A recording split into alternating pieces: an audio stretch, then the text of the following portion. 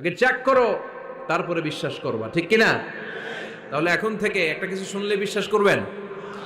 একজন এসে বলল, ভাইজান আপনার মেয়েরে দেখলাম আরেক ছেলের সাথে বাজারে ঘোরাফেরা করে, ওই রমনার বটমূলে দেখলাম আপনার মেয়ে আরেক ছেলেরে নিয়ে ফষ্টি নষ্টি করে, লোকের কথা বিশ্বাস করে বাসায় যে মেয়ের চুলের মধ্যে ধরে মাইর, আইজো মার কাইলো মাইর। এরকম হইতে পারে না? হয়তো ওই লোক আপনার মেয়ের মতো দেখতে আরেক মেয়েকে দেখছিল। এরকম হয় কিনা সমাজে? একজন এসে বললো, ভাই আপনি এখানে ভাবিরে তো দেখলাম ওই জায়গায় আরেক লোকের সাথে ঘোরাফেরা করতেছে, খবর রাখেন না বাসা? আপনি রেগে মেগে, ঘটনা কি?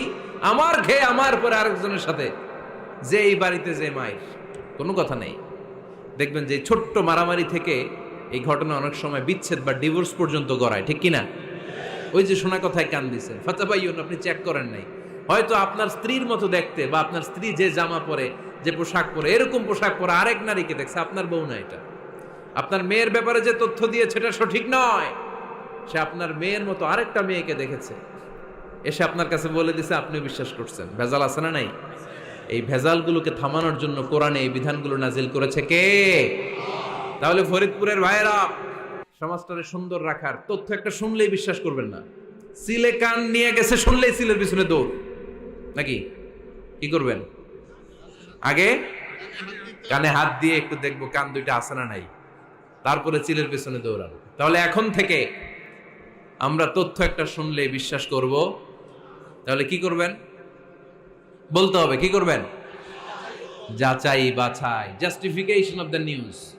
কোন নিউজ জাস্টিফিকেশন ছাড়া আমরা প্রচার করব, বিশ্বাস করব, শেয়ার করব না। আল্লাহ বললেন, ইয়া আইয়ুহাল্লাযীনা আমানু লা ইয়াসখার কওমুম মিন কওম। ওহে আমার ঈমানদার বান্দারা, শোনো শোনো, খবরদার কখনো কোনো মুমিন বান্দারে ঠাট্টা করো না, অবজ্ঞা করো না, ঠাট্টা করো না। তার মনে কষ্ট হয় এমন কোনো কথা তারে বলো না। Never scoff of anybody. কাউকে নিয়ে ঠাট্টা করবেন না, তার দেহ নিয়ে, তার আকৃতি নিয়ে, তার বংশ নিয়ে। এক লোকের বাবা ছিল চোর, কিন্তু তার ছেলে অনেক ভালো। আপনি কি তারা বলতে পারবেন তুই চোরের ঘরের চোর?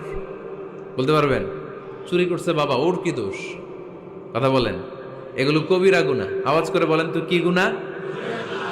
কবিরা গুনাহ। কারো আকৃতি নিয়ে, আমার ফরিদপুরের কলিজার টুকরা যুবক ভাইরা, কারো আকৃতি নিয়ে কখনো অবজ্ঞা করবে না, তুচ্ছ জ্ঞান করবে না।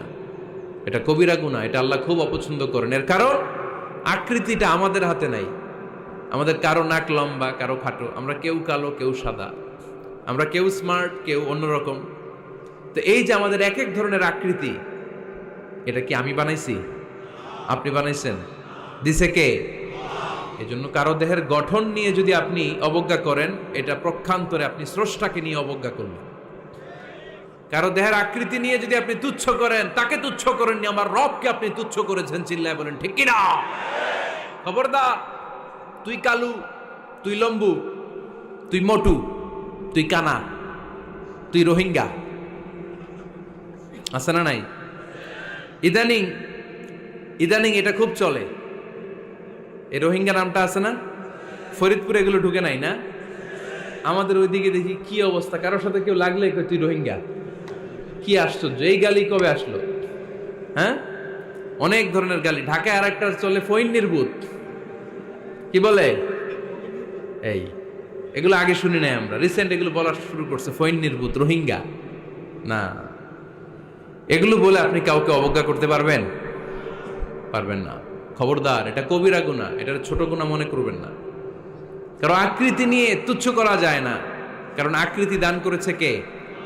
হুয়াল্লাযী ইউসাউইরুকুম ফিল আরহামি কাইফা ইয়াশা, লা ইলাহা ইল্লা হুয়াল আজিজুল হাকীম। তিনি এমন সত্তা, যিনি তোমাদের চেহারার অবয়ব দিয়েছেন, তোমাদের আকৃতি দান করেছেন তখন যখন তোমরা মায়ের পেটের ভেতরে ছোট্ট জোকের মতো ছিলা। মায়ের পেটের ভেতরে আমরা যখন সবাই এত ছোট্ট, তখনই আমাদের চেহারার আকৃতি দিয়েছে কে? কে সুন্দর হব, কে ছেলে হব, কে মেয়ে হব, কে মোটা হব, কে চিকন হব আমার ইচ্ছা হয়েছি? আওয়াজ করে বলতে হবে, কার ইচ্ছায়? প্রত্যেককে যদি আল্লাহ প্রত্যেকের নিজের চেহারা ডিজাইন করতে দিতেন, আল্লাহ যদি বলতেন তোমার চেহারাটা কেমন হবে তুমিই ডিজাইন করো, তাহলে আপনি আপনারা কেমন বানাতেন? হ্যাঁ বলেন, ফরিদপুরের ভাইরা বলেন, সুন্দর করে বানাতেন তাই না? সবচাইতে স্মার্ট, সবচেয়ে সুন্দর করে আমি আমার চেহারাটা বানাতাম যদি আমাকে ডিজাইন করার সুযোগ দেওয়া হতো। কিন্তু এই সুযোগ তো আল্লাহ দেন নাই। ডিজাইন স্বয়ং করে দিয়েছেন কে? কোন নারীকে যদি আল্লাহ বলতে এই নারীরা তোমাদের চেহারা কার কেমন লাগবে তোমরা বানাও, প্রত্যেক নারী কি করতো? বিশ্ব সুন্দরী করে নিজেকে বানাতো। খুদ ধরার মতো কোনো জায়গা সে নিজের জন্য রাখতো না, ঠিক কিনা? কিন্তু এটা আল্লাহ দেন নাই। এই আকৃতিটা আমাদেরকে সরাসরি দান করেছেন কে? খবরদার, আমাদের অনেকে বিকলাঙ্গ, আমাদের অনেকের হাত ছোট, পা বড়, দেখতে মোটা, কেউ চিকন কেউ কালো। খবরদার, কারো আকৃতি নিয়ে কখনো কোনো অবজ্ঞার সুরে, ঠাট্টার সুরে কোনো কথা আমরা বলবো না। রাজি আছেন? সবাই রাজি আছেন? আল্লাহ রাসূল সাল্লাল্লাহু আলাইহি ওয়াসাল্লামের এক সাহাবী ছিল, নাম ইবনে মাসউদ রাদিয়াল্লাহু তাআলা আনহু। ওনার পায়ের নলা ছিল খুব চিকন, অস্বাভাবিক চিকন, স্বাভাবিক না। তো উনিও এটা ঢেকে রাখতেন, দেখাতেন না কাউকে। একদিন উনি খেজুর পাড়ার জন্য খেজুর গাছে উঠলেন। খেজুর গাছে ওঠার পরে নিচ থেকে সাহাবারা পায়ের চিকন নলা দেখে ফেলছে। দেখে সবাই হাসি, সবাই হেসে কুটি কুটি। বিশ্বনবী বললেন, হেসো না, খবরদার, আমার ইবনে মাসুদের পায়ের চিকন নলা দেখে হেসো না।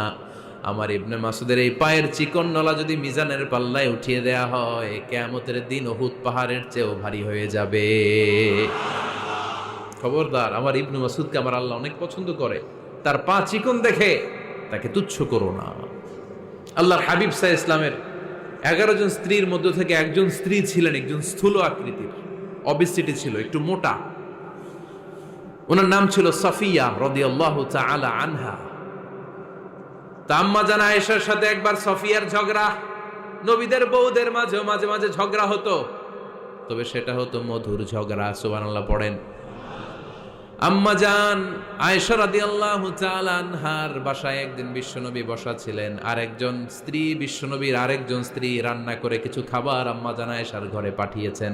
এক দাসী দিয়ে বলল, যাও এটা আয়েশার ঘরে দিয়ে আসো, কারণ নবী আয়েশার ঘরে। আম্মা জান আয়েশা রাদিয়াল্লাহু তাআলা আনহা বললেন, এগুলো কি?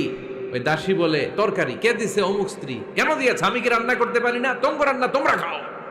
এই কথা বলে পাতিল সহ উড়ায় মারছে চেহারার মধ্যে। এর কারণ ওনারা মানুষ ছিলেন, মানবীয় ব্যাপারগুলো ওনাদের মধ্যেও কাজ করত। আবার এক স্ত্রী ঝোল দিয়ে রান্না করে কিছু খাবার নিয়ে এসেছে। আম্মা জান আয়েশা রেগে মেগে ওই ঝোল নিয়ে ওই স্ত্রীর গালের মধ্যে মেখে দিয়েছেন।